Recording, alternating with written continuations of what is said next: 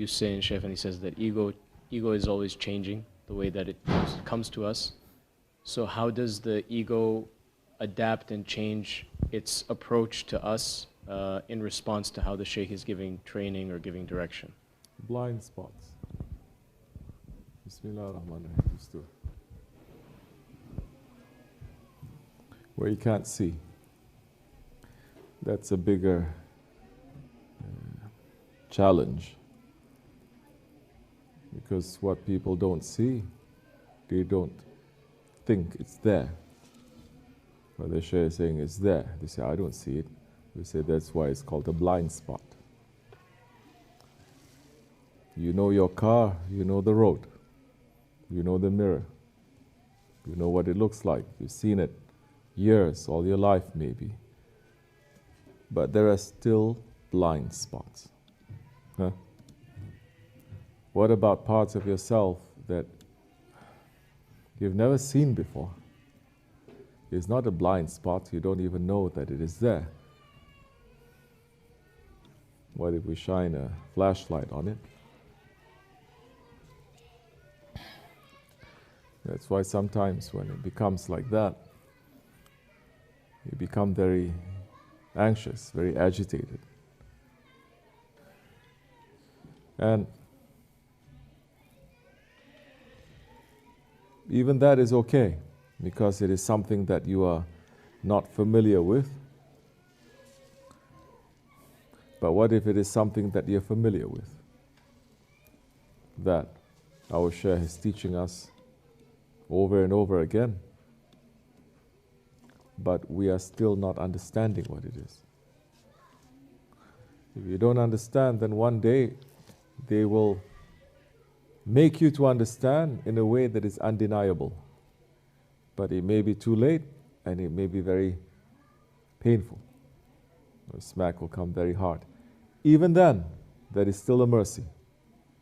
Because for the smack not to happen at all, it means that Allah doesn't love you at all.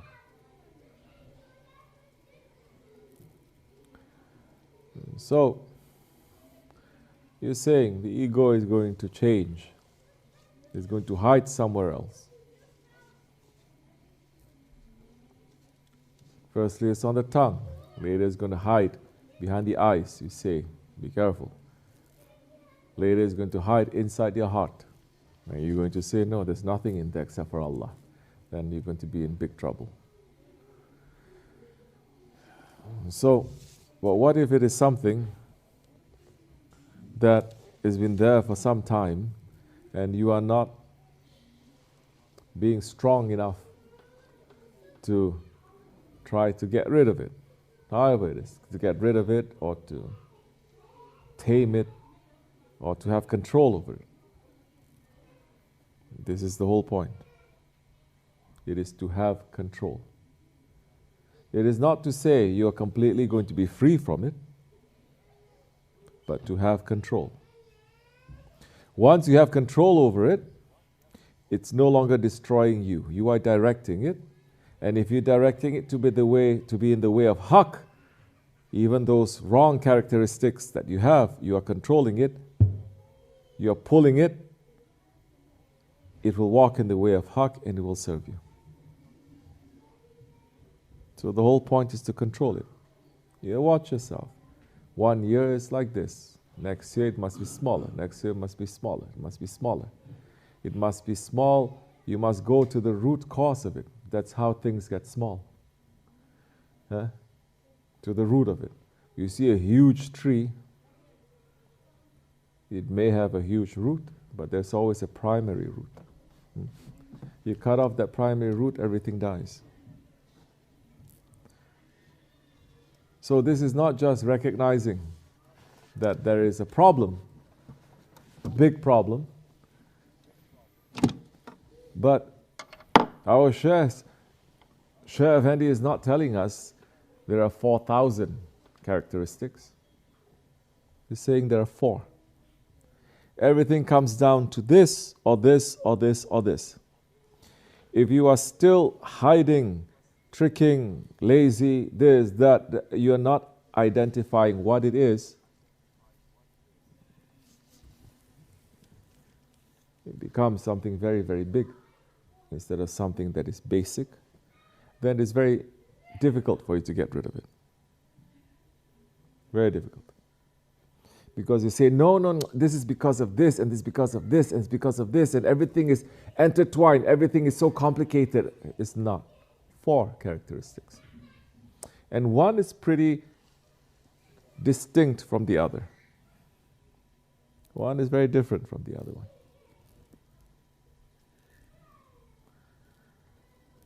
So you by yourself, especially those who have been with us for some time, if you're not understanding what is the main root of it, and there is a cure for everything. There is a cure, there is a medicine for proudness. There is. For stubbornness, there is. For anger, there is. What's the other one? Jealousy, envy, there is. And a lot of the times, it is not about you. It is not, you don't deal with it from yourself. You understand? You deal with it outside to a person. For example, anger. It's not just you saying, I mustn't be angry, I mustn't be angry. But it's about you now being patient to someone who's angry at you. This is how you're going to balance things. Arrogant now. It's not just being humble. Anyone can think they're humble, but being humble to someone else, to something else that is outside of you. You can say, okay, I'm proud, clean the toilet. Okay, that's good. But there can be a proudness in that too.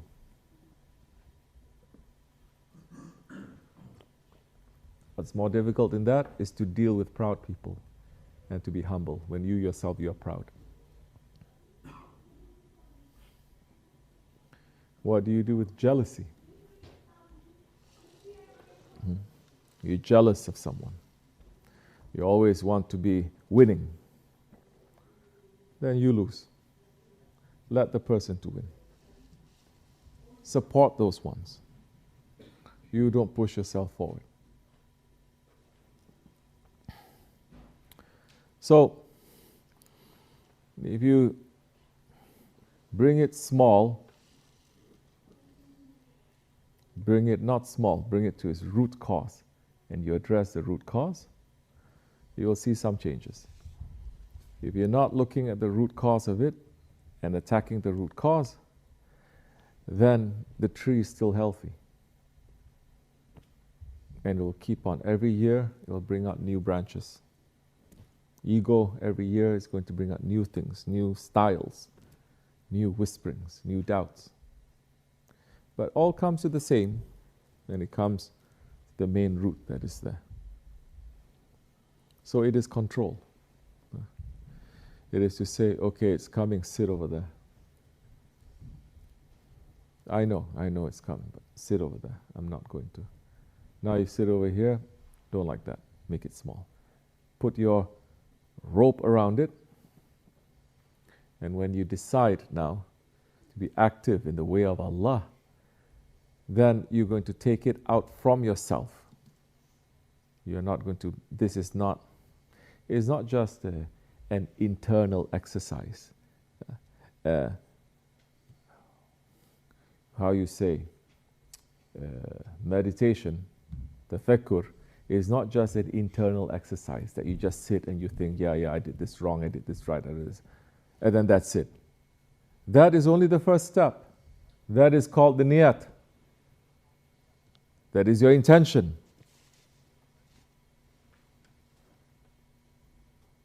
The action, it is very important in Islam too. If it is not so important, then why we are praying? You can just intend to pray. No one is 1400 years has said, well, I made the intention. Allah accept my intention. I don't have to pray. Or whoever says, fasting in Ramadan, I made the intention, but I'm not going to fast. Well, it's according to sincerity of my intention, right? Or going to the Hajj or Zakat, you still have to do it. So you're making the tafakkur. You're understanding it. Now you get up and you do something about it. You don't just think. This is not just something that it's so easy to think and make it so intellectual or make it so emotional or make it so psychological. It's so easy. But when you have to practice it, now this is the difficult part. No prophet, as far as I'm trying to remember the knowledge that is given to me, no prophet. What marks a prophet? A prophet has people who are following, yes?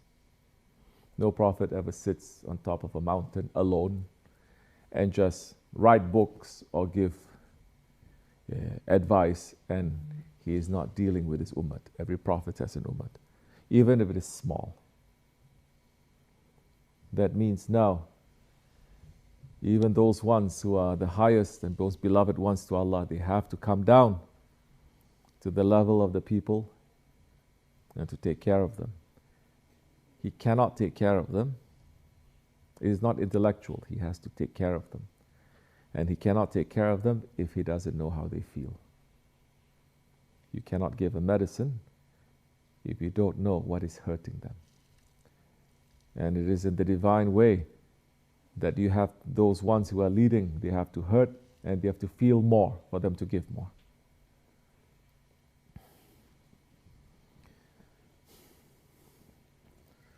So,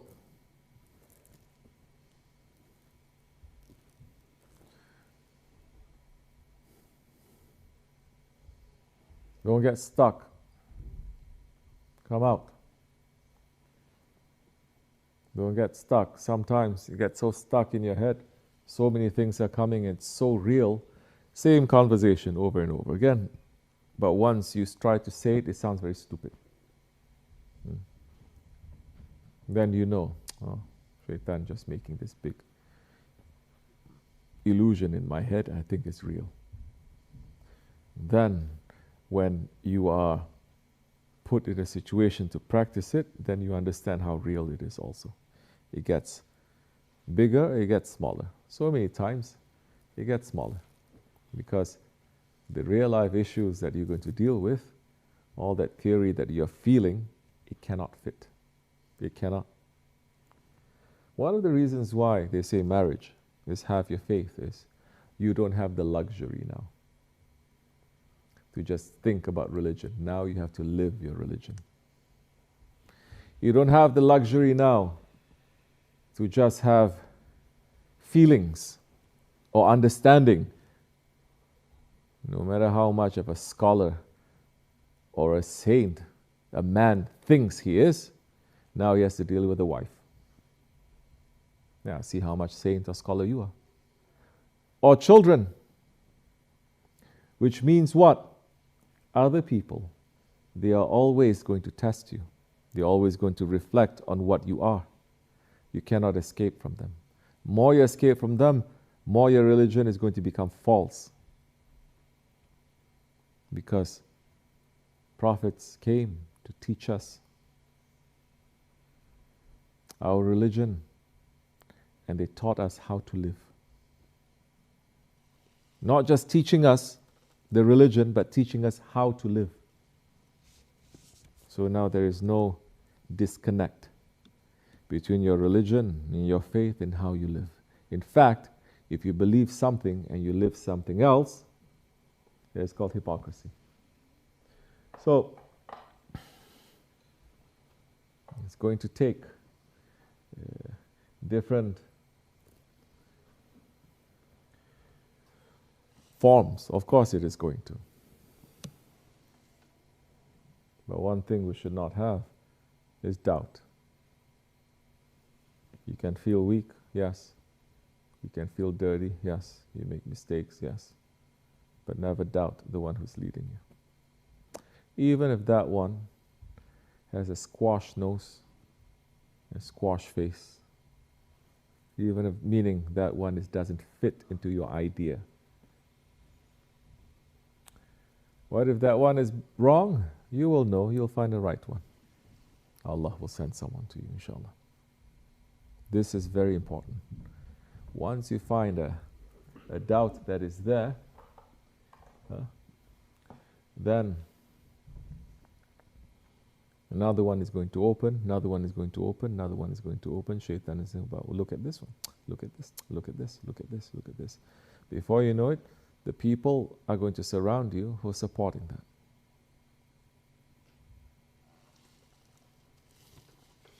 And that time you're going to be caught in so many different ways. It's very hard for you to come out from. So, sohbat is important. Association is important. To be with people, that is important. You cannot know what your religion is if you're not with people. May Allah always keep us in the best company, inshallah. Ameen. One of the biggest prayers is that, keep us in the company, yes? Of who? The prophets, the salihin, the awliya, in the company. Only Allah is alone.